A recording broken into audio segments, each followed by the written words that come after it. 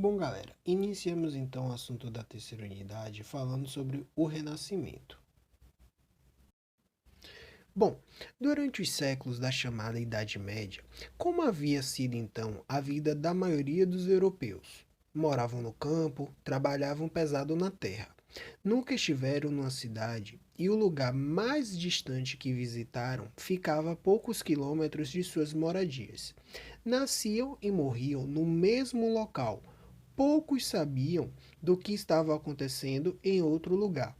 A Europa estava retalhada em feudos que eram quase como mini-mundos completos. Raras pessoas sabiam ler e escrever, e para elas as informações sobre o mundo externo vinham das pregações dos padres. Nos séculos XV e XVI, a maioria dos europeus ainda habitava o campo, trabalhava na terra e pagava tributos aos senhores feudais. Entretanto, para as pessoas que viviam nas cidades maiores, a existência já estava se transformando. As cidades eram portos e pontos de rotas comerciais, onde aumentava a importância do dinheiro, da competição comercial e do individualismo. Os marinheiros, por exemplo, e os comerciantes traziam mercadorias com utilidades surpreendentes, novos gostos e formatos, e também contavam suas experiências como era a vida em outros lugares. O comércio e as narrativas sobre novos mundos andavam juntos. As navegações por mares distantes obrigaram os homens a tratarem a natureza como algo a ser medido e calculado. A distância, os lucros com o comércio, o tamanho das terras conquistadas. E uniram pelo comércio e troca de experiências os africanos, habitantes da América, europeus e asiáticos. A invenção da imprensa milhares de europeus e os novos livros descreviam os novos mundos. Graças aos livros, que nunca tinham viajado para outros lugares, poderia saber agora como era a Índia ou o que se desenrolava no Caribe.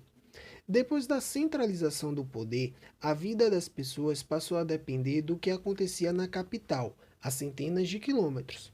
Como você percebe, o horizonte de muitos homens e mulheres europeus estava se ampliando, não apenas o horizonte espacial, suas vidas eram afetadas ao que acontecia em lugares cada vez mais distantes, com a capital, por exemplo, com os países e continentes de onde vinham mercadorias, navios de guerras ou ideias, mas também o horizonte mental. Com tantas experiências novas, tantas maneiras diversas de viver, é claro que a maneira de compreender as coisas iria mudar. Os historiadores chamam essa nova maneira de ver o mundo de renascimento, que contrastava com a visão do mundo medieval. Quando se menciona o Renascimento, é comum lembrar logo dos séculos XV e XVI, de grandes pintores, escultores e arquitetos como Leonardo da Vinci e Michelangelo. Mas o Renascimento também foi a época de novas ideias filosóficas, políticas e religiosas.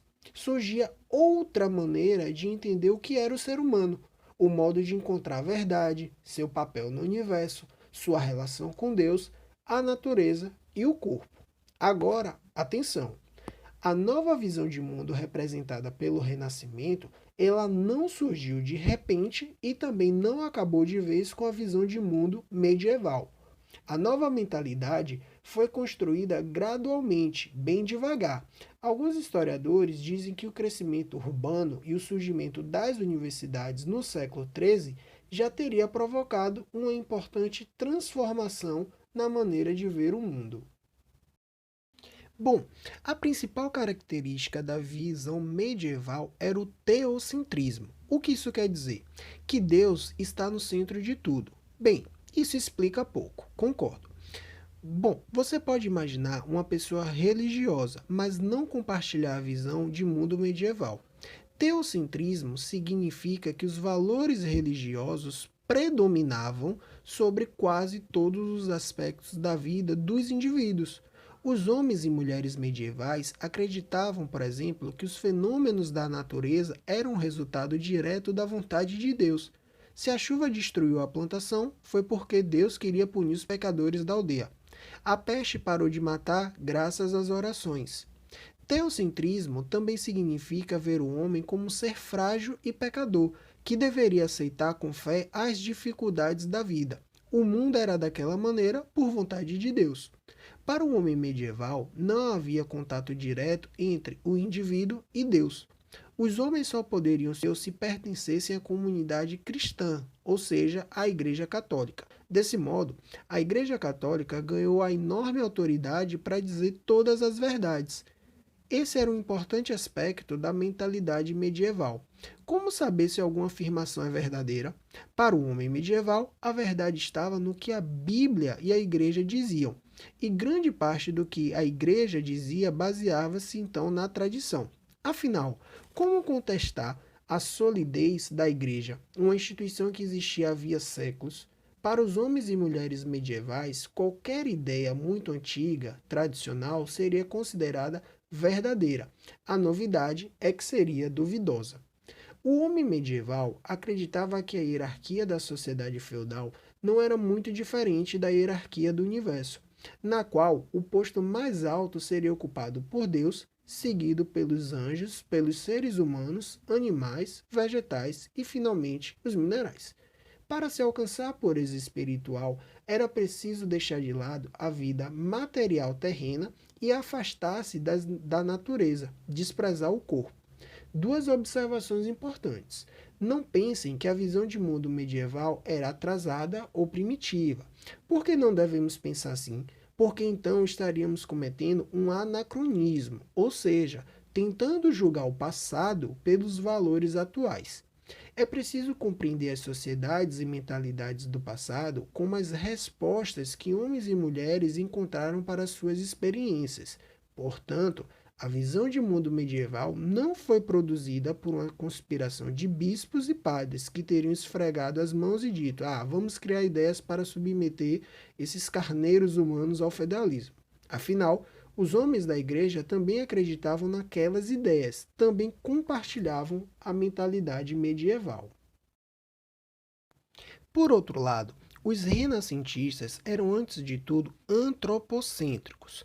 Isso quer dizer que, para eles, o homem deveria estar no centro das atenções.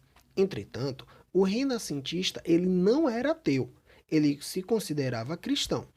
Portanto, o antropocentrismo não significa achar que os homens são mais importantes ou tão importantes quanto Deus.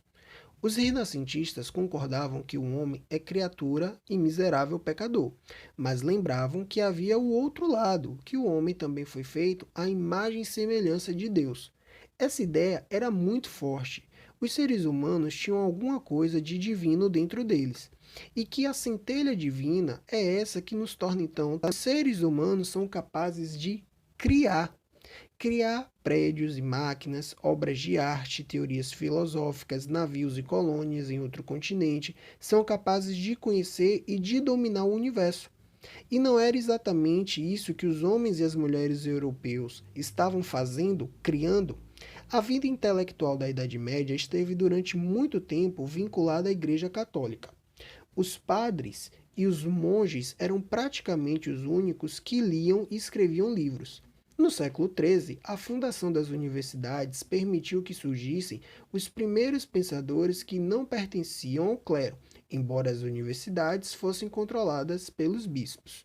O desenvolvimento das cidades e depois a centralização do Estado, que precisava de funcionários de alto nível que conhecessem o direito, e a invenção da imprensa estimularam a autonomia crescente de filósofos, escritores e pesquisadores da natureza desvinculados da Igreja.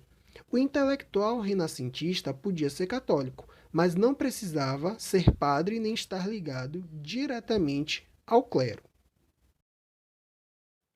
O Renascimento gerou, então, um novo critério para reconhecer a verdade sobre as coisas do mundo.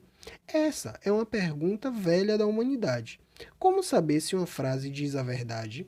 Em tempos, por exemplo, atuais de fake news, como reconhecer uma ideia verdadeira? A visão de mundo medieval respeitava a tradição e a autoridade dos antigos. Já para os renascentistas, a verdade era obtida empiricamente, ou seja, fruto da experimentação e da observação racional. Por exemplo, o pensador grego antigo Aristóteles afirmava que, se você jogar dois objetos em queda livre, o mais pesado chegará mais rápido ao chão. Aristóteles era venerado nas universidades europeias do século XVI, considerado a autoridade máxima em ciência. Quem ousaria contestá-lo? O físico italiano Galileu Galilei ousou. Galileu acreditava que a verdade sobre a natureza não estava na tradição e na autoridade, mas no que revelava a experiência. O que foi então que ele fez? Foi para o alto de uma torre, jogou várias vezes os objetos e constatou empiricamente que Aristóteles e a tradição estavam errados. Em queda livre, os objetos caem no chão ao mesmo tempo, com a mesma velocidade. Bom, qualquer dúvida pode perguntar a Geórgio, professor de física, sobre esse experimento. Quando os portugueses começaram a navegar pela costa da África, não sabiam o que iam encontrar pela frente. Nenhum europeu tinha feito isso antes. A única orientação vinha dos livros antigos. Os sábios gregos diziam que quanto mais um europeu navegasse para o sul, se aproximando do Equador, mais calor sentiria. E diziam mais: existem latitudes em que o calor consegue sobreviver. Como saber se isso era verdade? Os navegadores portugueses, então, ousaram ir cada vez mais longe, cada vez mais para o sul, e constataram que os gregos tinham acertado. As temperaturas aumentavam, até que chegaram na linha do Equador, muito quente, mas era possível sobreviver. Mais ainda, ao contrário dos livros gregos, o calor intenso produz uma vida intensa, uma variedade incrível de plantas e de animais. A experiência e a observação mostravam que a tradição e a autoridade dos antigos podia estar equivocada.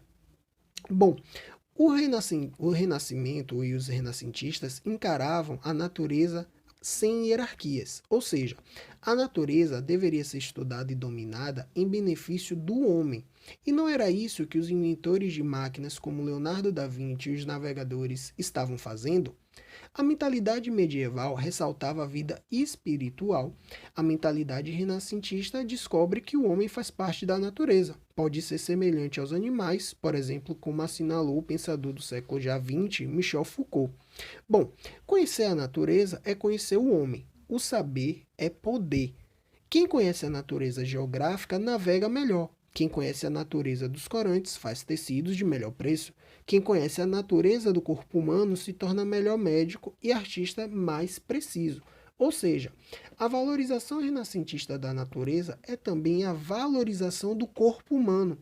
Ao contrário dos artistas medievais, os renascentistas apreciavam desenhar os corpos com exatidão realista. Pintavam homens e mulheres nus. O artista italiano Michelangelo ousou pintar Jesus musculoso e nu, para mostrar que Deus também se manifesta pela força e beleza natural.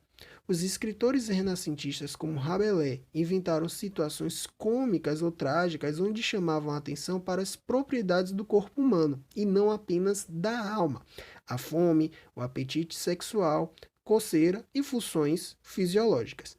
A mentalidade medieval dava prioridade para a vida religiosa, espiritual, celeste, transcendental, superior a este terreno.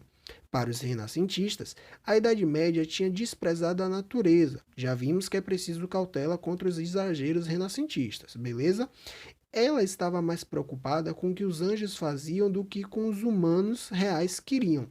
Os renascentistas se consideravam cristãos, mas também olhavam a vida terrena, imanente, que pertence a este mundo. O ser humano de carne e osso, a natureza, o corpo e a experimentação. O Renascimento provocou a secularização da cultura, isto é, o afastamento da vida cultural da autoridade da Igreja. Bom, o renascentista Maquiavel, um exemplo, ele cria a ciência política e moderna quando deixa de olhar para o céu e para o ideal e passa a estudar a terra e a realidade material. Ou seja, em resumo, o Renascimento buscou olhar para o homem, para as coisas do homem e as ações da natureza, procurando dar uma explicação lógica, uma explicação que fizesse mais sentido do que a da Igreja Católica através das explicações espirituais.